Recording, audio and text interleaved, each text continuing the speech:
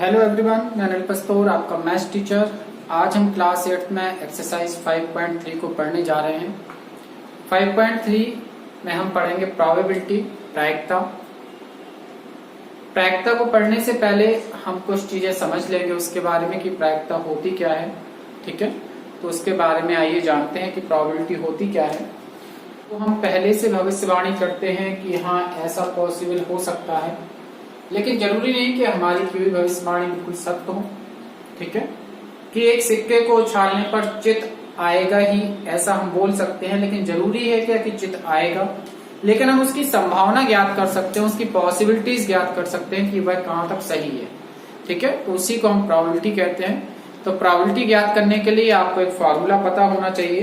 किसी भी घटना के घटित होने की प्रायिकता, जैसे हमने लिख दिया घटना ए के घटित होने की प्रायिकता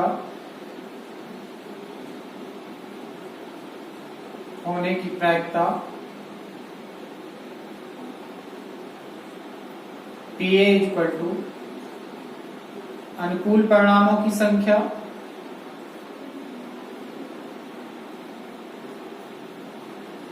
बटे कुल परिणामों की संख्या।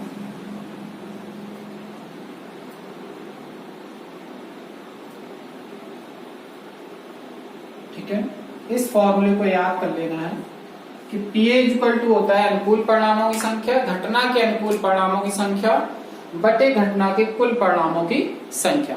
जैसे आपने एक सिक्के को उछाला, एक सिक्के को उछालेंगे तो कितने परिणाम आ सकते हैं? कुल परिणाम 2 आ सकते हैं, या तो चित आएगा या पट आएगा। मींस या तो हेड आएगा या टेल आएगा। ठीक है, हेड या टेल में से कोई भी एक आ जाएगा, चित या पट में से। तो अगर हमने कहा कि चित आने की प्रायिकता, तो चित आने की संभावना केवल एक ही है, क्योंकि एक ही तरफ चित लिखा हुआ है, तो वो हो जाएगा अनुकूल परिणाम। तो अनुकूल परिणाम 1 हो जाएगा और कुल परिणाम 2 हो जाएंगे।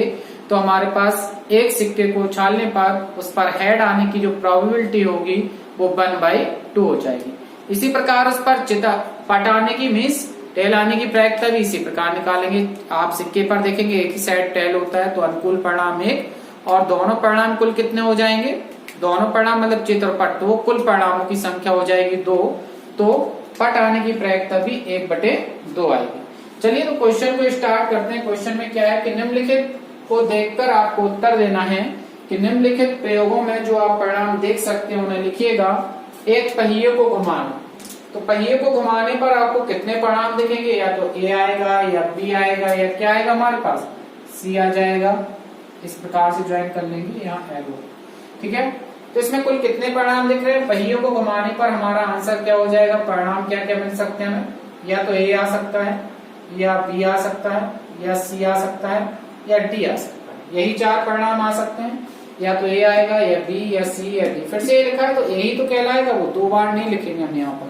ठीक है, चलिए आगे पूछा जा रहा है कि 2 सिक्कों को एक साथ उछालने पर, 2 सिक्कों को एक साथ उछालना, तो कुल परिणाम हमारे पास देखिए क्या हो जाएंगे। तो परिणाम हमारे पास क्या निकलेंगे देखिएगा।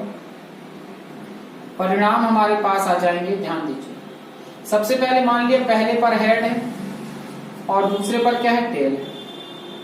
पहला परिणाम क्या निकलेगा? Head tail. पहले दोनों को एक साथ उछाला, पहले सिक्के पर हेड आ सकता है, दूसरे पर टेल आ सकता है, तो हेड या टेल। दूसरे पर हेड आ सकता है, सॉरी पहले पर हेड आ सकता है और दूसरे पर भी क्या आ सकता है? हेड। तो दूसरा परिणाम हो गया। अब इसके बाद पहले पर टेल आ सकता है और दूसरे पर हेड आ सकता है। पहले पर टेल और दूसरे पर क्या आ सकता है? हेड आ सकता है। या पहले पर भी टेल आ सकता है और दूसरे पर भी क्या आ सकता है? टेल आ सकता है। तो इस प्रकार से कुल परिणाम हमारे पास कितने निकल आएंगे? हमारे पास कुल परिणाम 4 निकल आएंगे। HT, HH, TH और TT। मतलब पहले पर चित, दूसरे पर पट, पहले पर चित, दूसरे वाले सिक्के पर भी चित, पहले वाले सिक्के पर पट और दूसरे वाले सिक्के पर चित, पहले वाले सिक्के पर पट और दूसरे वाले सिक्के पर भी पट। तो ये परिणाम बनेंगे जब हम 2 सिक्कों को एक साथ उछालेंगे। ठीक है, क्लियर है? चलिए इसके बाद हम क्वेश्चन नंबर नेक्स्ट ले लेते हैं, लेकिन इससे पहले इसका स्क्रीन। तो देखिए आपके सामने क्वेश्चन नंबर 2 क्या है। एक पांसे को उछालने पर प्राप्त परिणाम, एक पांसे को उछाला जाता है तब निम्नलिखित प्रत्येक घटना से प्राप्त परिणाम को लिखिए। ठीक है, एक पासे को उछाला जा रहा है, तब हमें क्या करना है, निम्नलिखित घटना से प्राप्त परिणामों को लिखना है। तो एक पासे को उछालने पर प्राप्त कुल परिणाम कितने होंगे, 1 2 3 4 5 6। पासे के ऊपर आपको पता है ना 1 से लेके 6 तक के पॉइंट बने रहेंगे, ठीक है, बिंदु बने रहते हैं, या फिर उस पर नंबर भी हो सकते हैं 1 2 3 4 5 6। क्या 7 होता है पासे पर, नहीं होता है। 8 होता है, नहीं होता है। 9 होता है, नहीं होता है। तो इसी प्रकार हमें बताना है एक अभाज्य संख्या आने के अनुकूल परिणाम। तो एक अभाज्य संख्या क्या होती है, बताइए, अभाज्य संख्या क्या क्या होती है। 2 हो जाएगा, 3 हो जाएगा, और क्या हो जाएगा, 2 3, और क्या आ जाएगी संख्या, 5 आ जाएगी। तो अनुकूल परिणामों की अगर संख्या निकालोगे तो 3 होगी, बल्कि अनुकूल परिणाम 2 3 और 5। एक अभाज्य संख्या नहीं, तो इनको छोड़ दीजिए 2 3 5 को, तो क्या बची हमारे पास 1 4, और कितनी आ जाएगी, 6 आ जाएगी। 5 से बड़ी एक संख्या आने के अनुकूल परिणाम, तो 5 से बड़ी संख्या क्या है हमारे पास, यहाँ पर केवल 6 लिख देंगे, ठीक है। अब आगे क्या पूछा, 5 से बड़ी संख्या नहीं आने के, नहीं आने के मतलब कि क्या, 5 तक की संख्या लिख दीजिए, 2 3 4 5, ये हो जाएंगे 5 से बड़ी संख्या नहीं। तो क्या इसमें कोई 5 से बड़ी संख्या आ रही है, नहीं आ रही है। तो ये आपके सभी के आंसर होते हैं। केवल हमें परिणामों की संख्या निकालनी है, तो ये आ गए आपके परिणाम क्या आएंगे, ठीक है, 6 आएगा, और 1 2 3 4 5 आ जाएगा। तो एक पासे को उछालते हैं तो कुल परिणाम 6 होते हैं। वो क्या होते हैं, 1 2 3 4 5 6। अभाज्य संख्याएं क्या होंगी, 2 3 5। जो अभाज्य संख्याएं नहीं है वो क्या होंगी, 1 4 6। और जो 5 से बड़ी संख्या है वो क्या होगी, 6। 5 से बड़ी संख्या नहीं आने के, तो 1 2 3 4 5, इसमें से भी कोई आ सकता। तो कह रहा है सूचक के डी पर रुकने की प्रायिकता ज्ञात करना है, ठीक है। तो कुल परिणाम कितने हैं हमारे पास, इसमें कुल परिणाम हमारे पास कितने, काउंट करिए, 1 2 3 4, ठीक है। कितने परिणाम दिख रहे हैं, 4 की 5, 5 परिणाम दिख रहे हैं, 1 2 3 4 5। तो आप क्या लिख देंगे, 5 लिख देंगे। और अनुकूल परिणाम क्या हो जाएगा, यहाँ पर 1। अनुकूल परिणाम हमारे पास कितना हो जाएगा, 1 हो जाएगा। क्यों, केवल डी पर रुकना है, डी तो एक ही बार दिख रहा है ना पूरे में, 1। तो लिख देंगे डी पर रुकने की प्रायिकता, डी पर रुकने की प्रायिकता बराबर हो जाएगी कितनी, अनुकूल परिणाम 1 हो गया और कुल परिणामों की संख्या 5 हो गई। तो प्रायिकता क्या हो गई, 1/5 आ जाएगी। इसके बाद क्वेश्चन नंबर बी कह रहा है वो, एक अच्छी प्रकार से फेंटी हुई 52 ताश की एक गड्डी में से एक इक्का प्राप्त करने की प्रायिकता ज्ञात कीजिए। अच्छा, एक अच्छी प्रकार से ताश की गड्डी है जो फेंटी जाती है। एक अच्छी प्रकार से ताश की गड्डी को फेंटा जाता है। देखिए, आपने देखे होंगे प्लेइंग कार्ड्स होते हैं, ये प्लेइंग कार्ड्स हैं। इन प्लेइंग कार्ड्स को अच्छी तरह से फेंट दिया गया। तो सबसे पहले तो ये पता होना चाहिए प्लेइंग कार्ड्स टोटल होते कितने हैं। तो टोटल प्लेइंग कार्ड्स हमारे पास होते हैं 52। कितने प्लेइंग कार्ड्स होते हैं, 52, ठीक है। कुल ताश कितने होते हैं हमारे पास, 52 होते हैं। कुल ताश कितने होते हैं हमारे पास, 52। 52 में से हमारे पास 26 जो होते हैं वो काले रंग के होते हैं, और 26 जो होते हैं हमारे पास वो लाल रंग के होते हैं, ठीक है। 26 काले रंग के और 26 कितने होते हैं, लाल रंग के। और इसमें 4 प्रकार के पत्ते होते हैं। अगर काले की बात करें तो हुकुम का पत्ता,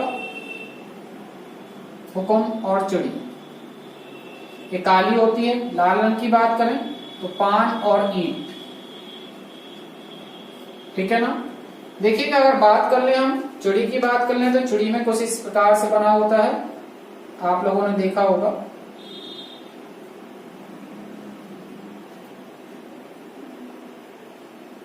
ये चिड़ी का पत्ता इस प्रकार से उस पर साइन बना रहता है चिड़ी के पत्ते में, ठीक है। हम दिखा रहे हैं आपको, देखिए बना हुआ है ना, ये चिड़ी का इक्का है। हुकुम में अगर आप देखेंगे तो हुकुम में आपका इस प्रकार का एक पत्ता बना रहता है ब्लैक कलर से, पान की आकृति का, ठीक है। पान की बात करें तो हार्ट आकृति बनी रहती है पान के, इस प्रकार से रेड कलर का होता है। और ईंट की बात करें तो ईंट में आप इस प्रकार से एक आकृति बना सकते हैं, ईंट की आकृति बनी रहती है। तो आपका जो चिड़ी होता है और जो हुक्म होता है वो कैसे होते हैं आपके? चिड़ी और हुक्म हमारे पास दोनों ही काले होते हैं और पान और हमारे पास जो ईंट होती है वो रेड कलर की होती है। ठीक है, ये ईंट का पत्ता है। तो देखिए चारों पत्ते हम इसमें लेते हैं।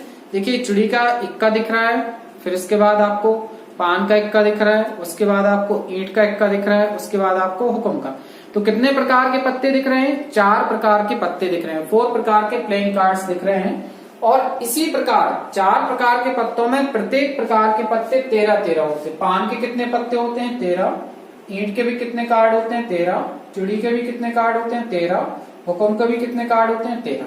तो सबसे पहले तो आप ये अपनी कॉपी पे बना लेंगे कि कौन से पत्ते कितने प्रकार के होते हैं। इसको बनाने के बाद अब हम क्वेश्चन पर आते हैं। ठीक है, क्वेश्चन पर आ जाएंगे। क्वेश्चन हमारा जो सेकंड है, क्वेश्चन सेकंड हमसे कह रहा है यहाँ पर, तो उसको देखते हैं। क्वेश्चन नंबर सेकंड क्या कह रहा है, देखिएगा।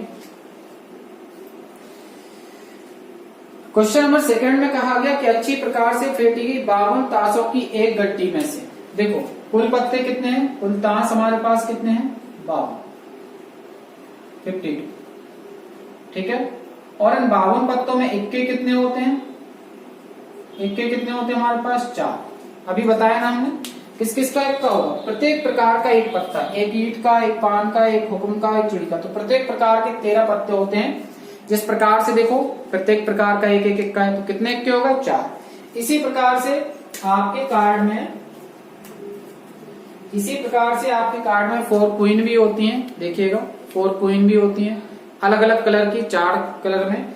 इसी प्रकार से आपके पत्तों में अलग अलग प्रकार से 4 प्रकार के जैक कार्ड होते हैं। मीन्स क्या बोलते हैं इसको? Jack card. ठीक है, तो इस प्रकार से प्रत्येक प्रकार के 4-4 पत्ते होते हैं। तो उसमें पूछा गया है कि कुल ताश 52 है और उसमें से एक क्या निकाला जाता है? इक्का निकाला जाता है। तो इक्का प्राप्त करने की प्रायिकता, तो लिख दीजिए इक्का निकालने की प्रायिकता।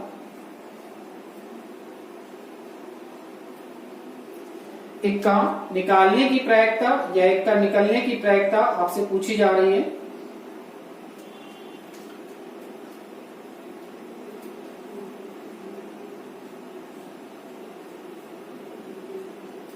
प्रायिकता, तो हमने फॉर्मूला क्या बताया था? अनुकूल परिणाम बटे कुल परिणाम। अनुकूल परिणाम का मतलब ये हो गया कि इक्के कुल कितने हैं, और कुल परिणाम का मतलब कुल ताश कितने हैं। तो देखिए हमारे पास इक्के 4 हैं, कुल पत्ते कितने हैं? 52 है। 4 से काट दिए, 4 एकम 4, 4 एकम 4, 4 3 12। तो हमारे पास प्रायिकता कितनी आ जाएगी? 1/13। तो उस 52 पत्तों को जब अच्छी तरह से फेंटा जाए, उसमें से इक्का निकाला जाए, तो उसकी पॉसिबिलिटीज कितनी है निकलने की? 1/13। ठीक है, उसकी पॉसिबिलिटीज 1/13 होगी। तो चलिए जल्दी से स्क्रीनशॉट कर लीजिए इसका भी, सेकंड वाले का भी, बी का।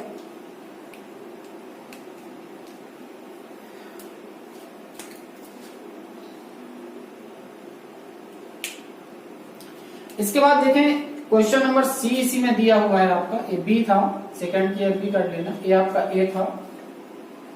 चलिए सी में क्या है?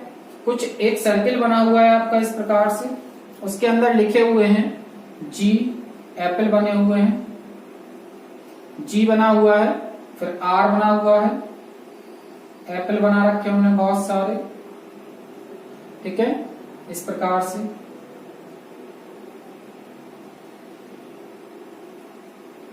और एक एप्पल और बना रखा है हमने, और इसके बाद लास्ट में बना रखा है। तो पहले पर लिखा है G R R, G R R, book से देख सकते हैं आप लोग, R G R G R, और लास्ट में लिख रखा हमने जी। तो क्वेश्चन को रीड कर लेते हैं, क्या कह रहा है? एक लाल सेब प्राप्त करने की प्रायिकता ज्ञात कीजिए। तो देखो सबसे पहले तो आप लिख लो लाल सेब कितने हैं हमारे पास यहाँ पर? लाल सेब, लाल मतलब रेड, 1 2 3 4, कुल कितने हैं? 4। और हमारे पास ग्रीन कितने हैं? हरे सेब कितने हैं? हरे सेब कितने हैं? ग्रीन 1 2 3, हरे सेब 3 है। तो कुल सेब कितने हो गए? कुल सेब हमारे पास 4 + 3 बराबर कितने हो गए? 7। तो लाल सेब निकालने की प्रायिकता, लाल सेब निकलने की प्रायिकता बराबर, देखिए लाल सेब होने की अनुकूल परिणाम कितने हैं 4 और कुल परिणाम कितने आ गए 7, तो प्रायिकता क्या हो जाएगी हमारे पास 4/7। जिसकी भी प्रायिकता पूछ रहा है उसके अनुकूल परिणामों की संख्या मतलब उसके कुल अनुकूल परिणाम कितने दिख रहे हैं, 4 ही तो है लाल सेब हैं और कुल परिणाम कितने आ गए हैं लाल प्लस हरे मिला के कुल 7 आ गए हैं, तो प्रायिकता क्या हो जाएगी 4/7। तो इस प्रकार से आज इन क्वेश्चंस को कंप्लीट करेंगे। जल्दी से स्क्रीनशॉट ले लीजिए।